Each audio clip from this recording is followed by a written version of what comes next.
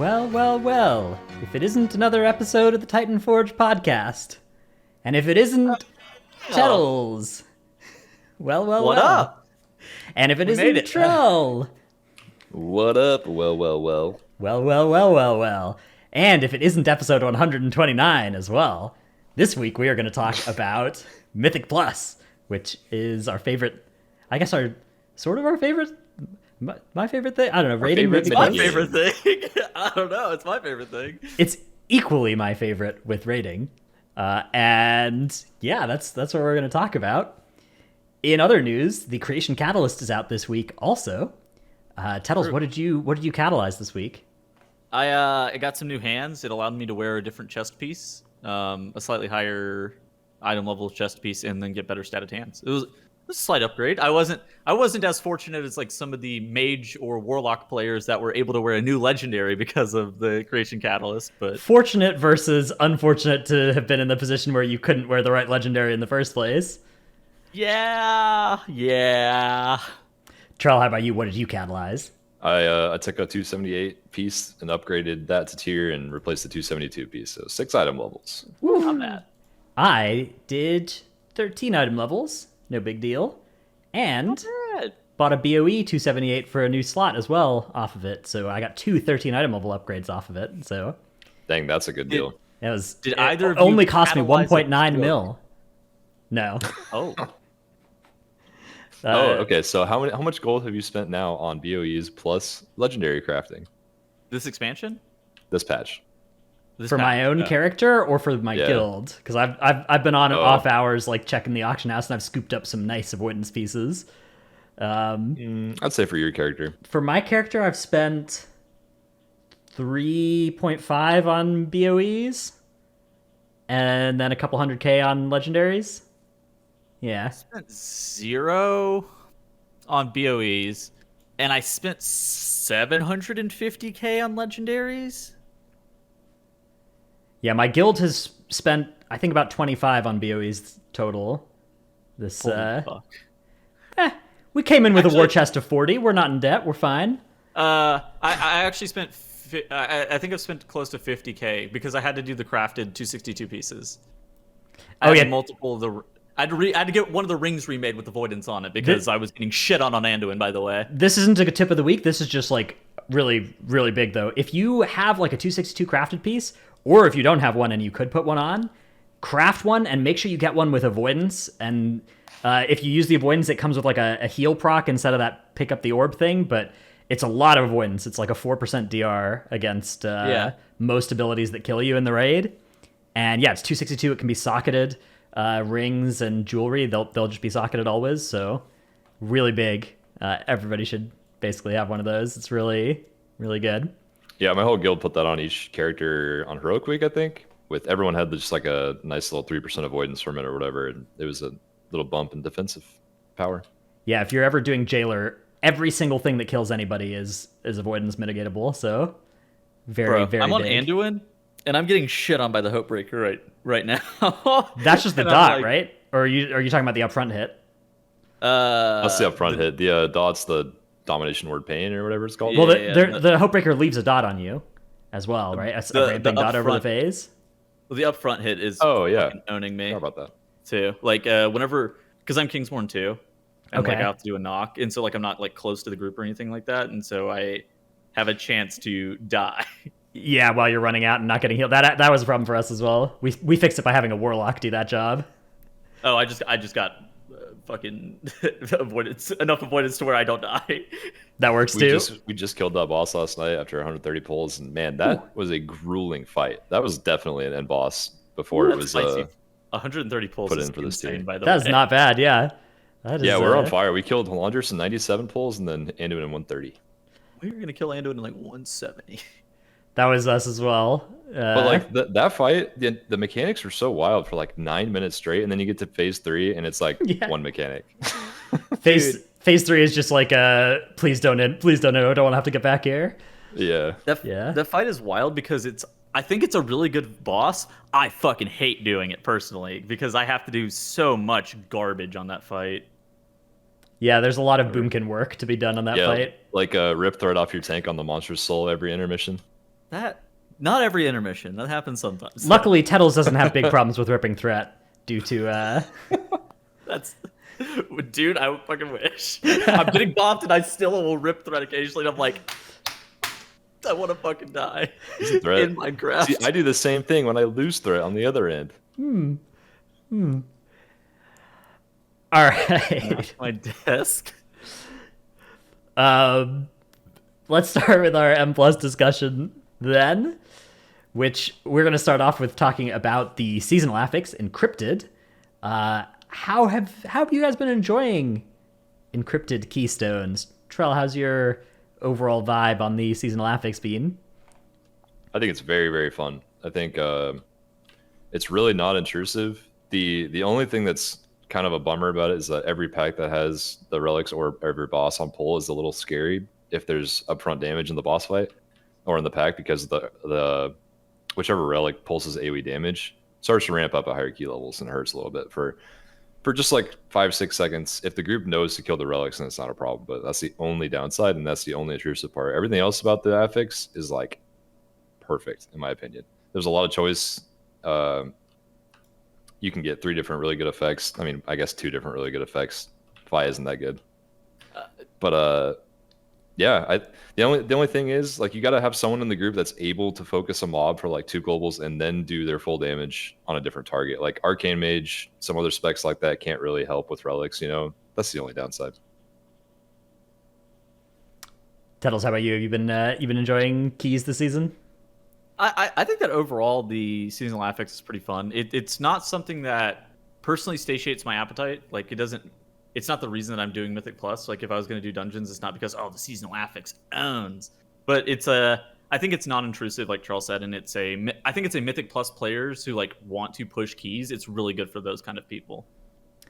So I think the meta strategy for the relics has largely evolved into mostly killing for most groups in most cases. Absolutely, yeah. So I guess Woe is sort of an obvious thing to kill, right? It's like if you ever want the speed boost to the Shroud. There are some boss encounters as well where I think Woe is underrated and powerful, like Mael's Room, even like last boss Plaguefall. I've seen it be just nice quality to have on that fight, and although the is really good as well for if you time it with the first infectious ray and you just top yourself during that and restore your healer's mana. Yeah. The HP regen has to be the most broken part. It's not the most broken part, but oh my god, it is unbelievably overpowered. There are a few instances where that is really, really good, and it feels great to line it up like that too. I think it's really nice because, like, Crixus, first boss of Sanguine Depths, you kill that at the right time, you basically save your healer a whole CD. Like Dratno said, the last boss of Plaguefall, another good example. So a really bad use of it is Theater of Pain on Zav. You can kill it right as your teammates go down. They can't kill each other because they heal so much. That's happened to me in basically every theater key I've done. I will not comment about whether or not I'm doing it intentionally to sow discord among my teammates. Yeah, that boss is actually strong. Well, that boss is actually insane this season too because of scaling. Every boss on Tyrannical now that was almost one-shotting before is now one-shotting at like 25 plus. So, like, when would you kill Vi, or is it like comp dependent? Because I know at least for Balance Druid, like, you don't even want to fucking kill, or you would rather kill Vi every single time. Is there any comp there's no comp that's in the meta right now that you would prefer to kill Vi over right? Well, Vi is just so awkward to kill. Like, it's almost irrelevant to the benefit it gives you. Like, the only instance I do it on purpose right now is Necrotic Wake right before you Shroud of the second boss. You just kill a Vi for free, and then you have a long buff that'll last through most of the second boss after the Shroud. Makes sense. I do Woe there so that we can skip through there without using Shroud. Well, we have a rogue. Otherwise, we'd kill Woe for sure. Yeah. I think that's a good point. Yeah, I like Vi on Muezala as well, because it gives you that little extra kick to get through the intermission, and it lasts long enough to do that. I found and Muezala to be very lackluster as a whole. Like, well, it just helps you in P1 damage. Yeah, it can help with your group. Yeah, or if you have 1 minute 30 CDs, you can use the CDs on pull if you kill and have them for intermission. True. But yeah, it definitely depends on the comp. Yeah. Other than that, though, I do think Vi is a good one to avoid, especially in like random trash pulls. It just is much more lethal and time consuming than the others. Woe is by far the most lethal if you get it randomly, though. If you a surprise woe, yeah, it depends on the pack that it's in, but it can be. That's the Casting worst. burst. Monk That's what ass. everyone's kick is down. Woe pops up. You're like, fuck. That's gonna go off. You got a line. Run, everybody. You can line It's that thing? it's a void emissary. Yeah, Shit, I didn't know. pretty sure you can line it. I think you can, yeah. I think I've seen it. I think I got it accidentally on Gore Chop at the start of Necrotic Wake, and people were lining it just with the elevation on the platform, and it worked. So like only 2 of the 5 of us took damage or something. Interesting. Oh, interesting. Yeah, not something that you would use intentionally, but if you ever accidentally get it there, you could try and line it on that little cliff edge. Okay. Other new thing this season is Tazavesh Streets, nerfed 7 times, and Tazavesh Gambit, nerfed 3 or 4 times. 7 if you, or probably 12 if you count the PTR nerfs. True, I'm not counting the PTR nerfs. The PTR nerfs were. Do you know you didn't used to be able to stun Fish Stick? It would just recast. Oh my god, yeah. Yeah, that was the worst. That It was like, pain. that key was like undoable past like 17 because like fish that goes out, the whole pack is healed to full almost. Yeah, it's over. It's cursed. How? So I guess let's start with Gambit in a nice reversal of the order the dungeons are in flavor wise. I have personally been Gambit's I think one of my favorite keys to get in my key. Like if I'm doing a weekly key and we do exclamation point keys, Gambit's the one I'm like, oh, let's see that one. Up with like halls and mists. Yeah. Yeah, I like Gambit a lot. It's like gives me Maw of Souls vibes. 3 bosses, very fast, fun key. There's not really actually just like Maw, the second boss is pretty rough for the tank or melee players, basically. Or I guess the whole party, honestly. Yeah. But everything else in that key is really fun. Is there a chance that that's going to be the key that's done like the highest level of the season because that timer is mega free? Like the timer is free, the boss is hard AF. I mean, Wake is definitely way easier. Like I did 27 Wake and 27 Gambit this week, and we missed the timer on Gambit with like a minute of mistakes. But Wake, we had like 6 minutes left. So Calbrew was under by 5 minutes in a Gambit. did he have 27 Destro? now. I guess he probably had the meta AoE specs. Yeah, he had Destro Surf Hunter. Yeah, that makes sense. It was a Tyrant, and they were under by 5 minutes. My God. I guess that segues us a little bit into we can talk a little bit about the metagame now, perhaps, since we talked about Destro and Serve Hunter, and those are by far the blastiest M+ specs in a just huge delta from the others, right? That being said, if we look at the top of the live key leaderboards right now, these groups don't all have Serve Hunters in them. They do all have Destro Lock. Actually, this person logged out in demo, but that's 0. But No, that's probably Chinese played. team. Okay, yeah, that person named themselves after 0. I remember seeing this screenshot actually. Yeah, okay. Debated. I got baited by it. That's a Chinese team. Hold on. Yeah. I think playing the keys as Destro, I assume, but not sure. Destro is so insane, actually. Oh my god, man. Yeah. And then we're seeing Mage in a lot of the top runs, despite people saying it's, Frost is dead after the nerfs going into this patch. Still seeing a lot of Frost Mage for the high keys. And then the mandatory rogue spot as well. That's not quite mandatory. Yeah. But is still very, very, very good. Oh, look, Do you think there's it's because what, Mage 2 is groups good? without a Warlock? Yeah, there's 2 groups without a Warlock, 1 group without a rogue. Yeah. Oh, look, here's a group without a Warlock. Oh, look at that. What do we got here? No Warlock and no Serve Hunter. How do they time Struggling the key? for IO, that's us.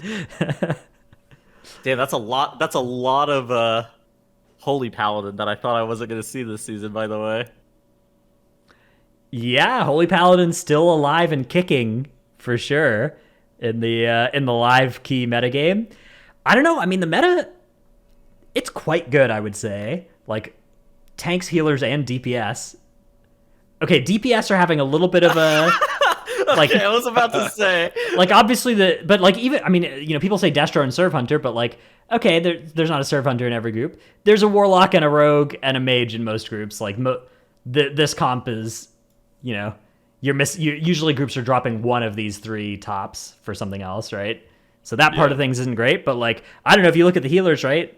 We've got 4 healers on the front page, 3 tanks on the front page, and we would have more, except almost all the runs on the front page are this Chinese team.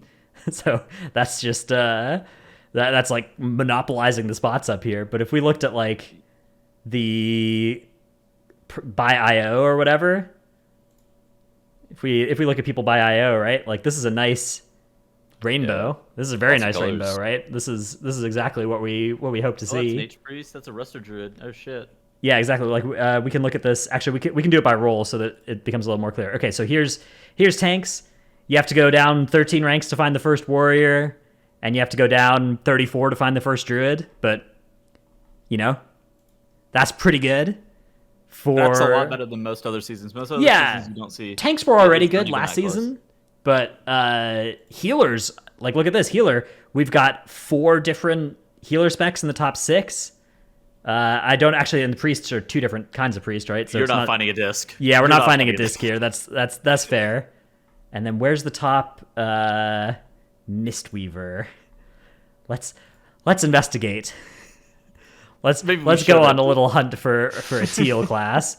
Oh, there's one at 94 down. So okay, Mistweaver in a little bit of pain, but otherwise things looking okay. And I guess very high shaman representation in just the Shaman's top doing 100. well, Yeah, although not There as are much lots in the of top 10. Lots of healers and tanks are good. I mean, tanks. Yeah. Pretty much the only tanks that are not A+ tier are Prot Warrior and Bear now after the unfortunate Bear nerfs. Yeah, Bear did get a little bit done dirty, I think. That's sad Yeah. what happened to them.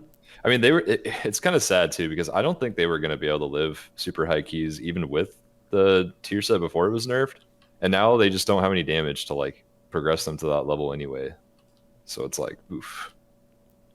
Yeah, I do think clearly before like the first nerf to it, it needed a nerf, but I don't know if it needed both the nerfs or if the second nerf needed to be quite that harsh. But alas, poor Guardian Druids. You know, something that is surprising is how well that Vengeance EH is doing. I imagined that they would be squishier than that on Fortified especially, but I don't know if I haven't watched them play. I don't know if he's only ever tanking in meta and just running otherwise. Because I know they're probably tankier than Brewmaster 4-piece with meta up, but without meta, I feel like they instantly die right now. That guy's actually playing both tanks. He's playing Vengeance and Brew. Yeah, he had Brew in the timed run as well in the top 20. Yeah. Oh, awesome. Yeah. That's crazy. Yeah, I need to watch him play. Curious. All right, shifting a little bit to the metagame of the MDI, for which time trials have concluded for the Western region recently. Here's a quick look at the top teams. Of course, 24 will get to play in the 3 group stages. No surprise to see Echo in first, coming out of the time trials. Bit of a surprise to see the second place team being Donuts and Despair, which is basically a vodka team, right? Yes. Oh, yeah, Timberball? It's 3 members of Goosey Bad. Yips, Anarchy, and Cryptics were on the Goosey Bad team, and then Timber is in vodka currently. And Smack is a BDGG guy, from what I understand. Yeah, they actually came in with the better time on what was it? Gambit, right? You can see if you look at the streets times, the top 5 are all echoed different runs. But if you look at the Gambit, it's actually the vodka team, Donuts and Despair or Donuts whatever. and Despair. That's great. Yeah, I don't know good why name. they came up with that name, but It's a good name. fine. Yeah. They're a bunch of dorks. Yeah. So. And they yoinked a faster time than Echo did there. So very, very cool. Looking a little Over bit 1 second. by over a second. Hey, you take what you can get against Echo. Looking at the metagame here, you'll notice there's a little bit less heterogeneity than there was in the live key side of things. We have the Blood Death Knight dominance, all of the runs Every of single the thing. top 20, except for the 20th best run of Streets of Wonder, are Blood DK, and all of the healers, full stop, are Holy Priest. And then every single DPS comp is some combination of Rogue, Survival Hunter, Destro Lock, and Havoc Demon Hunter. So the metagame is rather constrained, shall we say. Well, right I mean, now. when you have I Destro and think Survival doing 20% more plus damage than any other spec in AoE, it's just like you cannot do MDI without that. Yeah, then the Havoc Demon Hunter is 5% more damage on your Destro lock, and that's better than you can get on any other spec. And no other spec Wildfire can do Bomb is- 5% as much of a Destro lock. Does Wildfire Bomb count as magic? It is fire damage. Yeah. Yeah, it's magic. Yeah. Okay, so And that's like the majority of Survival's damage, I Yeah. think, right? Yeah. I mean, Havoc also brings a lot of other decent stuff. Like you want an AoE stun. You would like some CC, and the Havoc Demon Hunter can at least provide something. You get a lot of free CC from Blasphemy procs from the Warlock, though, so it's like mostly okay. But you do at least want something else that you can have that's a little bit more consistent. Then the Blood DK, Kyrian Blood DK with Forset is full uptime Dancing Rune Weapon for the entire dungeon. You will have Dancing Rune Weapon active, assuming you're pulling 5 or more mobs every 40 seconds, which you are always in combat with 5 or more mobs in MDI pulls, basically. Yeah, that's insane. And yeah, the damage they're dealing is tremendous. Like we're gonna see the damage meters at the end here, and the Blood DKs are gonna be doing like 30k DPS, and they are gonna be in fourth, but it's going to be more damage than like most DPS do outside of Destro Serve and most keys. And then yeah, Holy Priest has been the one that has surprised me a little bit as the healer of choice for MDI keys. I'm not super shocked. I mean, Yeah. Power PI is a Infusion- powerful tool. Power Infusion's really good. On top of that, like they have a lot of ability to be able to DPS, especially on AoE with like Boon. So like Kyrian H Priest does just a lot of AoE damage, while this season most of the issues that came with H Priest is that you weren't able to like DPS while you're healing, and that's always the issue with some of the healing specs that don't do their damage passively, aka everything except for fucking H Pally. But like this season, tanks need a lot less healing just as a whole, especially if you're going to be playing Blood DK a lot. Oh yeah, those DKs don't need They don't need any healing. Yeah, they need The actually H Priest zero. is- The H survival Priest is just full hunter DPS. is the only target that will require healing in this comp, which is, yeah, I don't know. On the one hand, it's bad, obviously, that like the meta is currently so locked in like this. It is of course worth noting that hey, you know, somebody might break something cool new out at actual tournaments, and in different dungeons as well. It is cool that like, hey, Blood DK hasn't been meta in MDI or in live keys since 8.1 when they got taken out back and had their armor shot in half.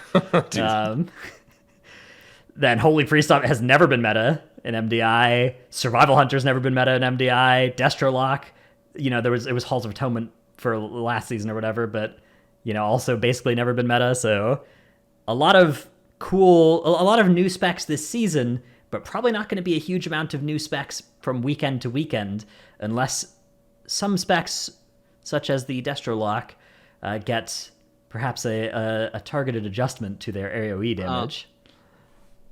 We had an interesting question on our Discord. It says, if I remember right, at the beginning of Shadowlands, Blizzard added a rule to the MDI so you couldn't spec stack your group comp. Now that we've seen it in practice for almost a full expansion, do you think that this was a good rule? And how do you feel like this has impacted the season so far? And this is from Glennis.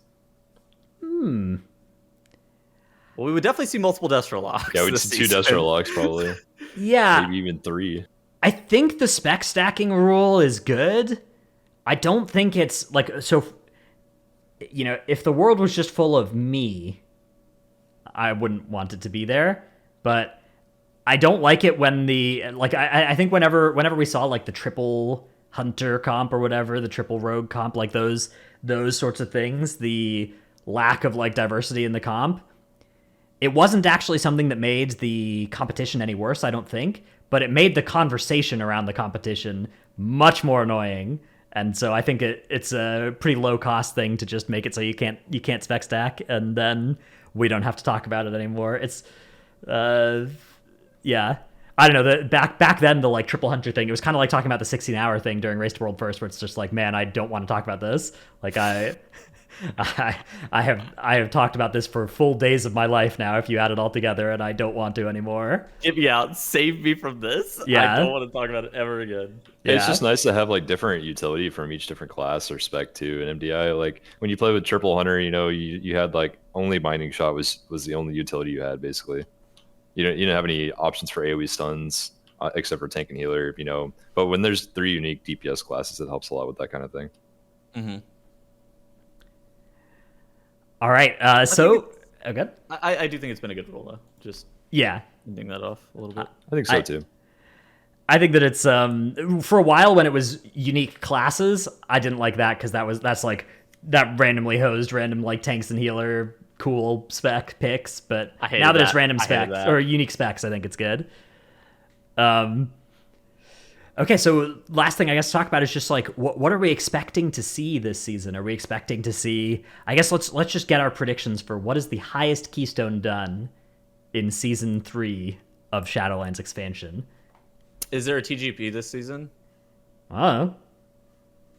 So if there's a TGP, I expect it's gonna be like a 33 or 34. Let's just say on the live servers. Oh, 32. 32. I was gonna say 32 as well. Originally I said 31, but like we're already doing 27s on 4 and 28s, and we're still like 7, 8 item levels off of being BIS, and then also on top of that stats and sockets. So yeah, 32, maybe 33, maybe. I think I mean I'm pretty sure if there was a TGP, if there is a TGP this season, which I mean there was. TGP always goes like a level or two higher, right? Because they don't deplete, and it's like giga focused. Yeah, I think that they'll hit like a 33 or 34 during time trials.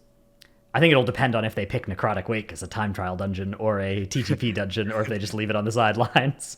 Or Gambit. They could pick Gambit as well. Maybe. Yeah, I'll have to see how it all shakes out. I'm gonna go conservative. Actually, I'm gonna take the 31. So okay, we'll see that. I'll take the over. I'll take the 33. Okay, fair 32. enough. That's a nice little. It's over 30 is the answer. Aren't we all soon? No. All right. Yes, no, me literally this year. I got a my long God. way to go. Please, I'm not even halfway from 20. You're so slightly old. over halfway from 20. No, you're so old. No, I think you're old also. Tuttle's you're old, man. Come on, Yeah. just admit it. Dude, whenever you die, can I have You your called me a display? boomer for like 5 years now. Just you're one of us now. You're buying a house. You are a boomer. Okay, let's do our tip of the week now. My tip of the week is in Sanguine Depths. When you're going into the General Call Trash Gauntlet, you actually have like 2 seconds from when you pull General Call where you can press the Naru Shield extraction button for free. It'll be back up by the time she casts Gloom Squall, and you can get a nice defensive and dot clear and everything on pull, particularly if you're a tank that's squishy on pull. That can be really nice for letting, or if you're a tank that wants to focus on threat on pull, which some of us have to do these days, then that's a really nice way to just give yourself a free defensive. Every tank, except Prop Ally with Divine Toll. Yeah, true. Guardian with Incarn already rolling. But you have to press it right when you pull call, basically, because otherwise it will not be up when she casts Gloom Squall and you will die. All right, Trell, what is your tip of the week? I included a clip just because it's easier to show it, but you can skip the last mini boss of Streets by doing something like this, where you Shroud or Invispod or just Cat Rogue Stealth to this spot, click the thing. It might aggro like it does in this clip, but then it instantly resets somehow, like as if you're out of bounds. I guess it just really doesn't like that you're in midair after it pulls. Okay, so one person... Okay, so you distract it away while you're in the shroud because it has true sight, but it's distracted away, it won't see you. And then you fly up there, and then it like phases you or whatever so that it can't, and it doesn't like snap you or it. So yeah, that's pretty cool. You don't even need distract. Apparently, you don't even need invis. Someone just if you just run up and click, it'll. You can just like hop over the thing next to it and then click it. Yeah. Huh. Well, very cool. Although I should say that I think that mini boss is worth a pretty good deal of count for how much health it has. Maybe that's not the case on super high 4 keys later on, but for now, I think it's worth killing. It's definitely a nice option. I have an inquiry. Have you done the Menagerie Boss Streets thing yet this week, Trell? Yes, I do it every time now. In fact, because I did that, my mage went to go get the orbs, and he blinked through the wall into a hidden room. and was stuck there until his next blink came up so he could get back into the boss room. Okay, so results may vary. Apparently, I should have put an asterisk on my tip of the week last week. Oh. Oh no. Yeah, he just apparently that wall is just like a little divider you can't walk through, but you can blink through it and be stuck outside the dungeon for a little bit. Okay, so I didn't know that. That is cool. All right, another cool thing is potentially Tattles' clip of the week. Do we want sound for this, or is this what's going on here? We don't need sound for this. The visuals tell Oh, a man. story by themselves. Oh. Oh.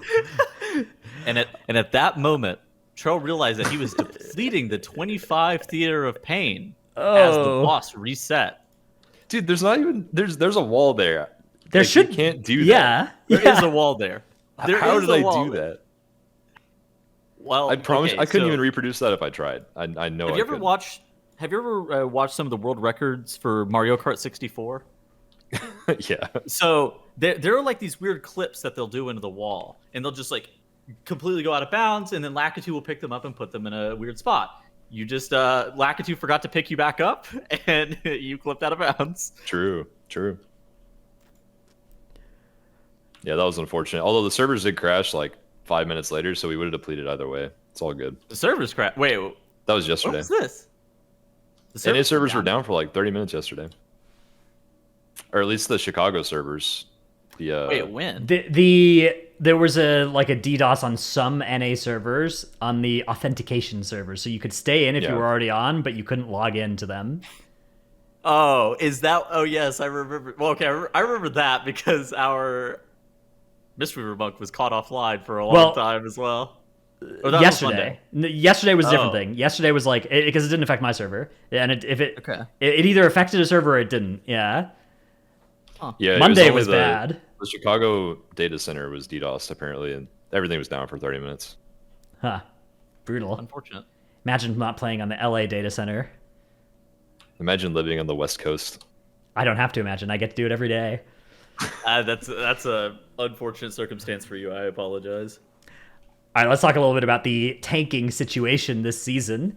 We talked already a little bit about the diversity of the tanking meta, but I think one thing that would be good is just to kind of go through what makes the good tanks good and what is the weaknesses of the different tank specs as well. Because we talk about it being a good tank meta in terms of them all being pretty good. But I think one of the really cool things about the tank meta right now is that they're good in different ways, right? Like you were talking about Vengeance Demon Hunter being tanky enough to tank things in meta, but then being a tank that is kite simulator outside of it on hard pulls, right? I think so, but honestly, I haven't watched him play, so maybe I'm wrong. I don't want to speak outside of my knowledge. Okay, I also haven't yeah, played like, Vengeance this season, but yeah. Four of the tanks are really, really good. The only thing that's struggling is Prot Warrior, obviously, even after they got buffed. Poor guys. And Bear after the nerfs. The other four tanks are super strong. We all do a lot of damage. We all have really good kits for survival. And we all struggle with threat somehow still. Yeah. Yeah. Yes, Dude. we do. Look at Greg being in 4th place for tanks in the world, and he doesn't raid, by the way. Yeah, Greg's owning. Yeah. That was a good episode. So if you guys didn't watch that episode with Greg, he first off, you should go watch it. Secondly, that guy Greg Powell, who's in 4th right now, notoriously does not raid and stuff like that, and so some of the gear he'll be lacking, but he did have his 4 set, so he was at least doing some stuff because he wasn't trying to be that much of a burden. Yeah, so I mean, top 4 tanks are 4 different specs right now. What is what is Brewmaster's kind of texture in keys, especially with 4 set and stuff? How does that spec play, and what is good to know if you're playing with or as one? You know, Brewmaster's kind of like a slightly different version of Blood Decay right now, honestly. Like, the self-healing power and the survivability is very similar, and the healing patterns you have on yourself are very similar to Blood Decay, especially with the increased health from the 4 set that Brewmaster has. The self-healing, especially doing is insane. Like, you can basically death strike every global during the buff with keg smashes. I'd say they're a little sturdier overall than DK if you're taking like heavy hits back to back to back, but they're also slightly less self-sufficient than DK too in some situations. So it's a trade-off. both tanks have different utility. As of course, they're just both in a good spot. Yeah, I definitely agree that actually that comparison to Blood DK is one that I have heard before, and I definitely agree with watching like the Brewmaster health movement this season even. Blood DK is kind of less Blood DK than usual as well, in that kind of characteristic squishiness of the spec is sort of fixed this season because you don't drop Rune Weapon anymore, and so you just Rune Weapon. Basically, you parry almost every single hit that's coming at you, and you only worry about the magic damage. Every once in a while, you'll get hit super hard by a physical hit that you didn't parry, and you're like, oh, almost died to that. And that's the only reason I worry about Blood DK and like super high keys, 29 plus in a few weeks. I don't know how they're going to do in those keys, but otherwise they're invincible. Yeah, So, and they do so much damn. Do you think the texture of like the top? Okay. So we saw this at the beginning of Shadowlands with healers, where it wasn't all just Holy Paladins. We saw like basically every single healer, and then once teams really started pushing a lot higher, Holy Paladin meta was basically the only thing you saw. Do you think that something is going to change with the meta, or do you think that it is going to be just this wide open for the whole entire patch? I think the meta will definitely settle down into certain tank healer specs. I think it's wide open right now because most people are still raiding. This tier is very, very long. Most people are still raiding, and also we're still figuring out like how to live the new scaling and all that too. I still think that Prop Pally is going to come out on top by a little bit, and I think that Holy Priest is probably going to be in the same boat for healers. Yeah, Prop Pally is nice because you have Snap Threat coming off the pull, which nobody else has as good Snap Threat as Divine Toll. So you can potentially hold aggro for at least a couple seconds, and maybe that's long enough. Maybe the pack is dead. I don't know. So we talk a little bit about threat, and you've made some tweets about this, and I think people who don't play with a good Destro Lock or a good Serve Hunter, in particular the good Destro Lock because they don't have MD, haven't experienced this before, but it is just not possible to hold threat against a Destro Lock that is pressing their damage rotation correctly.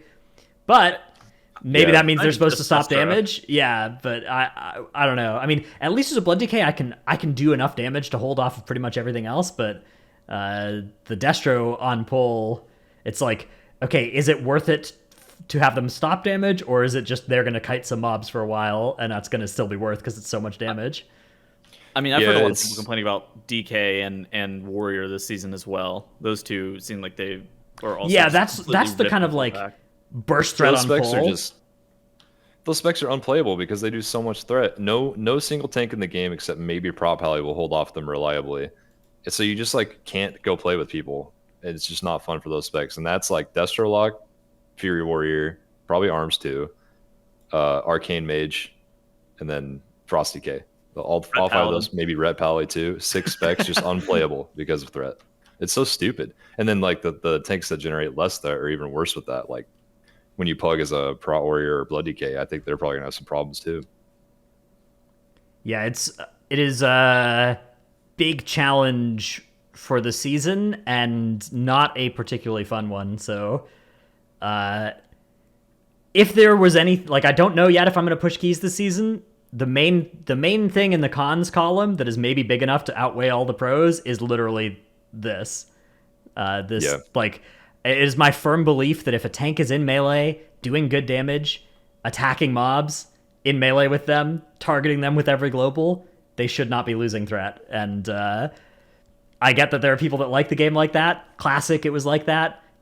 People just had to wait. But I do not enjoy that, so I will be playing a different game if that's the way the season is going to stay. So I hope that they consider fixing that. Yeah, it's just unbelievable to me that it's a problem every single patch since they did the huge nerf at the beginning of BFA, and they refuse to buff it more than like a tiny little increment to satisfy the current patch. And the next patch, broken again. They have to do the same thing every time. Right, because DPS scale way more with gear, especially with these set bonuses, even than tanks. Like, tanks are doing a lot more damage than tanks were last patch, but DPS are doing even more damage than DPS were last patch. Yeah, and I even thought that when I got... that it's like that. Yeah, I thought when I got my 4-piece on Brew this season, that threat would just be no longer a problem, and it still somehow is like a huge problem for my group. I lose threat to 2 of my players every single pull. Yeah, and I'm doing my min-max damage trust. I almost never see a time where somebody rips threat, and you're like, oh, they probably deserve to get meleeed there. Like, most of the time, if they're getting meleeed, it's because they're hitting the mobs whenever the tank isn't hitting them, which at that point, all right, they deserve to die. Like, Oh, yeah, like, and straight up, they deserve to die. if your tank is kiting as well, like, that threat should be a serious... Like, I think threat... If the tank is out of melee of the mobs, if the tank is kiting, if the tank hasn't hit the mob recently, like, all of those, I think, are cases where threat is a good mechanic to be like, hey, you're not supposed to do that, but... or like, hey, this is a challenge you have to solve if you want to do that. But if you're literally just like charging in, smashing your buttons on the mobs, and you're still losing threat, like, that is not a problem that's fun for me to solve. What really threw me off the edge to tweet about it a lot this last week was looking at the MDI tank tweets about threat, and I was imagining them playing Blood DK with a Destro lock in their group, even with the tricks from Rogue and or Survival Hunter, and still losing threat to that thing. And that is just so frustrating for MDI practice. Like, there's like a million mobs. You can't just taunt one mob. If someone pulls threat, they're pulling like 10 mobs. Well, if you played a pro where you could AoE taunt. If you just play Black Ox statue, you can you can AoE taunt as well. Chatting, play Black Ox statue. Oh noob. yes, let me give up my best utility so I can hold threat. Yeah. So that's my big wish list item for urgent. How about longer term things, not just tank specific, but what are you guys hoping to see as we move into season 4 of this patch as well? Any other requests? I guess obviously like DPS balance is a little scuffed, but beyond that, I don't know. Anything any early candidates of suggestions here? We've got a long time before season 4 probably, so don't have to say anything now if you don't want to, but here's an opportunity to. I don't know. I'm just happy it's going to be changed up. I mean, obviously, I want threat to be buffed by a lot. Yeah. I don't know if I have anything else pressing on my mind. Fair enough. I think for me, I'm kind of in a weird spot where I haven't been enjoying pushing keys, and I think it will pick back up with 10.0. I don't know if the season 4 stuff, I don't know if it's going to really appease my appetite for that kind of thing. All right, speaking of new things and stuff, we do have a hot off the presses Wowhead post, which is some nerfs to Legion M+, which is out this week. Legion M+, it is available the week that this podcast is being recorded, and then it will be gone for another 4 months. So if you want... Get your Moonlit Prisms if you're a mage. Yeah, Moonlit Prism, not just mage, a couple specs like that one, or Faulty Countermeasure. In fact, Wowhead on this article links to another nice post about the different good items that that people like. The Jeweled Signet, which I don't think is best unless you have bad rings. I don't think this will be an upgrade unless your rings are bad. Faulty Countermeasure, Moonlit Prism, and Tirathan's Betrayal, which I didn't know. I don't know who that's best for. That's another Agi trinket from Vault of the Wardens. Sub Rogue wants that. Okay. Because it scales with it's the shadow damage. Yeah. Oh yeah, it scales with their mastery. Yeah. Wait, is that? Oh, or it scales with the the thing. It doesn't scale with their mastery. But It's unholy to the shadow damage mastery. Yeah. I think that there's the healer trinket from Blackrock Hold as well that healers are also looking for. So they have nerfed the health and damage of most Legion dungeon bosses, reduced the damage of the Grizzlies Roar in Darkheart Thicket, and the Moonglaive detonating in Vault of the Wardens. Dude, the Cordana Fellsong Moonglaive detonating one is so funny because I don't think that they should have nerfed that. I think the rest of the nerfs are probably fine, but I think the Cordana one is like, all right, don't get hit by the glaive. Yeah, jump over the glaive. Jump over the glaive! Jump over the glaive! I'm surprised that they're nerfing the boss HP though. Yeah, I think they're trying to... that was kind of the thing with Legion time walking, right? Was those dungeons are hard bosses. Now they're just kind of...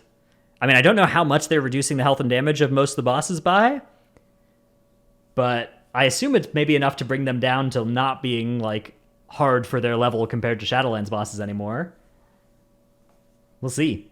That could be interesting, though, if the Legion dungeons are ever come back up again, because I assume that this balance is going to stay in them forever. I mean, it makes sense. The trash, I don't know if you guys have done it. I actually have done some Legion dungeons this week. Some of the trash, it feels like just like I remember it, it either does nothing or it just one-shots. Yeah. Yeah. I was doing Vault of the Warden spam with some guildies trying to help them out, and we got the fucking Void dudes on the second boss, and they do that dumb Shadow Crash, and they drop the puddles, and I'm like, man, it's like nothing has changed. All right, glad that we're still here. You cannot escape. But one thing I kind of wanted to do my Neltharian's Lair 27 this week, but then I remembered if I tried to gather all the pulls I used to do and then run while everyone kills the pulls, I would lose threat in one global. Dang. That's messed up. Unlucky. Although for the record, I don't think actually I think that's fine for threat to not work against, but yeah, true. Yeah. That's fair. All right. Let's do the Patreon thanks bit. Thanks so much to our amazing patrons for supporting the show. They are Paul. Hey Tettles, is it still Nix's birthday? I don't know, you tell me. Meow that I have 4 set. Can people please stop listing Gambit keys as streets? Ja, Dratnos' Dino Pillow, Chromed, Trekkie, Never Nude, Chewy, Boomkins are super exponentially dead or based. Delete Gaming, ZivXX, it is based. Salty Sanny, Necros, Tankdil, Nevuk, Fred Ceratops, Eevee, Survival Main, No Trick, I Scheduled a Tettles Flame, Dymat, Lufer, Nyx. I don't trust atoms, they make up everything. Gallic, Brusif, Dratnos Transferbist. Please kill the Ur Relic, I'm begging you, Pepe Hands. M Sanity, Xena. True, me too. Yeah, dude, every single dungeon I do is WoW Simulator every pack somehow, I don't know. Oh man, when Vi pops up on bosses I can't move, I'm just like, no, dude. It's going to be alive the entire fight. Rogue is now good enough for Prague, still bad enough to be sat for SLG, bless up. Red color. Still. YouTube.com/Workfinger, Alphabet Soup, Druid Friends of Evolved Gaming, #1 Simsky for Trelsky, Lurka running away from chains of oppression and falling in a hole is now the most Lurka thing ever.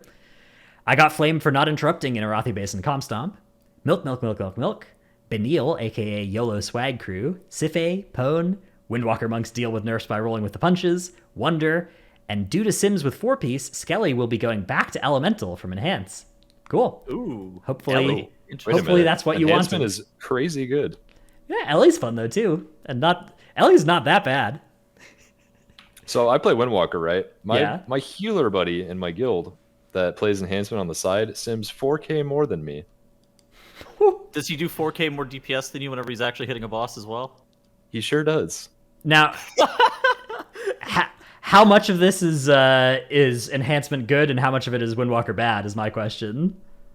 I think it's a little bit of both. Actually. Yeah. I mean, Windwalker's not bad. I shouldn't complain. I'm usually one of the top 3 on every fight, just because this tier has such good fights for Windwalker. But yeah, unfortunately, that kind of dries up on. What was that, Settle? Sorry. I said, isn't it mostly Windwalker bad? Because Enhance is like only good on single target. Yeah, I think Enhance is the more value. I mean, obviously Enhance is the spec that has been used more for like the super high and stuff, but Windwalker is really good on like we literally were swapping between an Enhance and a Windwalker based on when our Enhance wasn't available for Anduin Prague, and it was fine. Sim DPS Windwalker's terrible, like straight up. But yeah, their burst damage is still really, really good. Even and on the single AOE target. scaling is really nice. Yeah. All right, let's do some Q&A questions and answers, as you can tell from the Q&A acronym.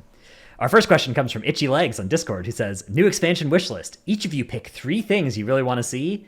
Not necessarily features, could be as simple as keep tier set, return to Master Looter, or kill off Sylvanas. Well, Sylvanas is busy in the Maw, for those of you that haven't been keeping track with the story, so she's going to be there for a while, picking up souls and stuff. Really want to see. I like keep tier sets. I'm going to take that one. Keep tier sets one of mine. Yeah, love tier sets. The only problem with tier sets is the acquisition. I think oh man. I think that like a complete rework of like the affix system for Mythic Plus would be something I'd like to see. And something to freshen it up, because I think that we've kind of had the sime thing for a while now. Like the seasonal affixes are pretty good, but I don't think they change up the dungeons enough from season to season to kind of keep the player base interested.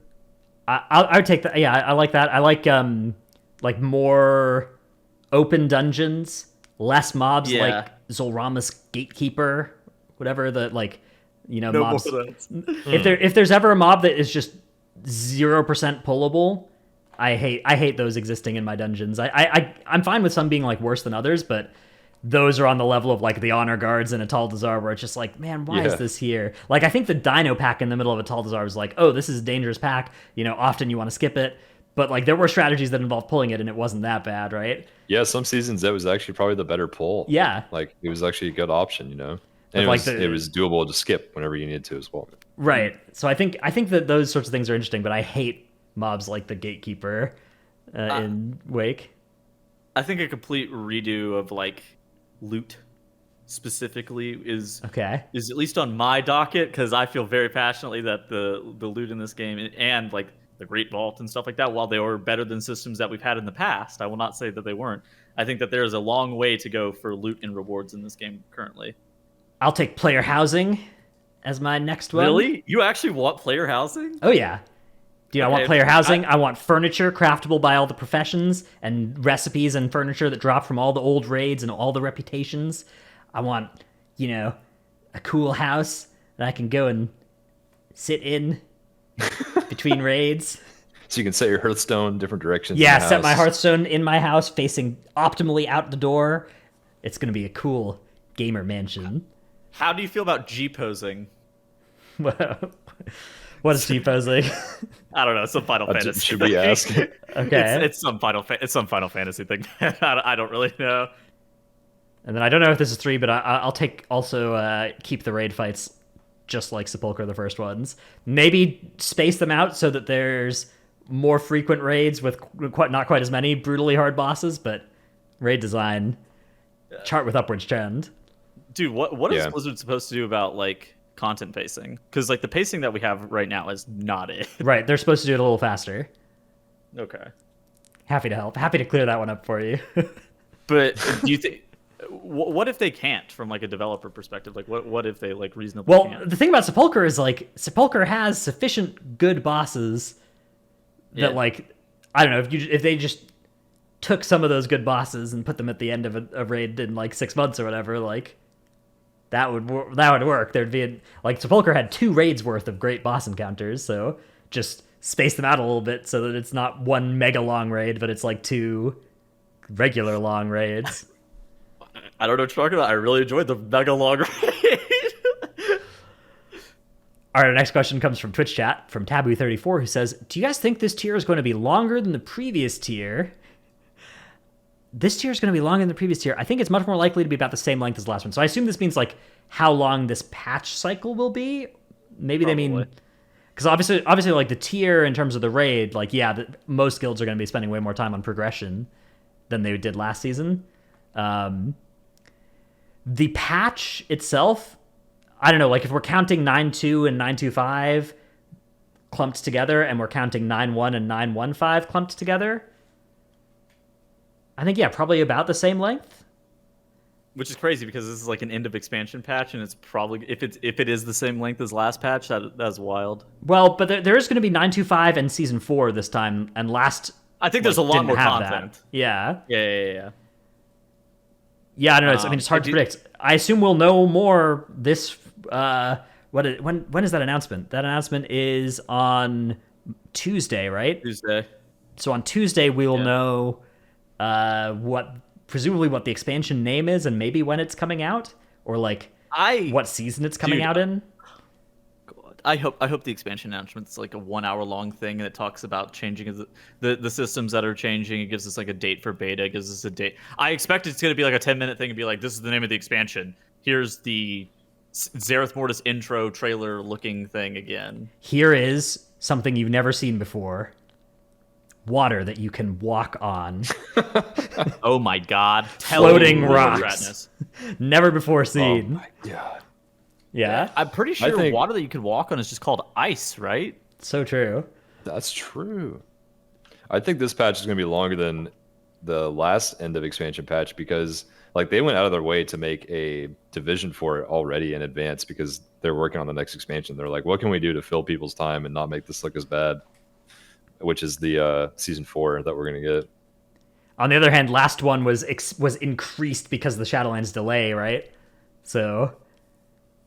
Yep. Although even then it was still only like 9 months or something, right? The patch came out in January 2020, and Shadowlands came out in November? I don't know. Next Something question. like that, yeah. Next question comes from Noblausk, who says, "Are you guys excited to grind AP aspect power? That is, I think they should do. I think they should do an AP every like. Dude, it's so funny how that's still an acronym that we use. Aspect power. Yeah. Would be just a Was great it one. Artifact power, Azurite power, Anima power. Anima power. Anima Holy crap, I power, forgot. yeah. That. All right, and our next one, Aspect power. a little bit less memey, is from Zabuza, who asks, "How can non-meta classes get IO if they don't get invited to keys, even if they have a good eye level and a good IO?" Getting invited to keys is Make just your own group. yeah, it's just like there's no no silver bullet besides like being a tank that will cause you to click on a group and have it invite you more often than like 10% of the time tops. Like even players in Braced World First Guilds or whatever, they all tweet the screenshots of like 10 rejected groups in a row for a plus 15. So Yeah, Yeah. there was a screenshot from Narcoles this last week with that Yeah. exact thing. You know, guest on the show 2 weeks ago, World Yeah. First Raider. Yeah, you got to make your own group. I would suggest finding a buddy or just anyone you know and be like, hey, you want to run this key? And, and you list it as a pair. And then sometimes you'll get some really, really good players in your group. Sometimes you'll probably get some less experienced players, but like, all of us pug keys sometimes. I pugged a couple last week and I went and tanked some people's keys and it was a good time. Mm-hmm. yeah, it is a lot harder. Like once you list your own key, you will see like 40 applicants instantly, and of course like 37 of them are going to get declined by you, and it's not like you're declining them, right? It's like, oh, there are just so many applicants, right? If anybody ever asks if you have your 4 set, always just say yes. Yeah, the 4-set requirement on keys is so cringe. Unbelievably. I don't even unbelievably apply to those cringe. groups, and as a player with 4-set, like I avoid them because I don't like that. LFM Sanguine Depth +4, 4-set required. Link AOTC. Link AOTC. Yeah, Link AOTC, Link 4-set, Link Avoidance. Oh my Link god. avoidance. Yeah, How do you link avoidance? you have to link all your pieces with Unavoidable. avoidance on them. Anyways. No. Anyways, I think that's a good place to leave it for today. We will be back next week with a look at the new expansion, whatever they give us on Tuesday. So if it's an hour-long video, then we'll have enough content for hopefully at least an hour-long podcast about it, maybe even more. But for now, And if they give us a 10-minute video, we'll have to drag that on for an hour. drag that on, you say. What could he mean by this? Don't say it. Anyways, that's going to be the Tell end me of this more one. about the drag-ons. That's going to be the end of this one. Later, everybody. Later.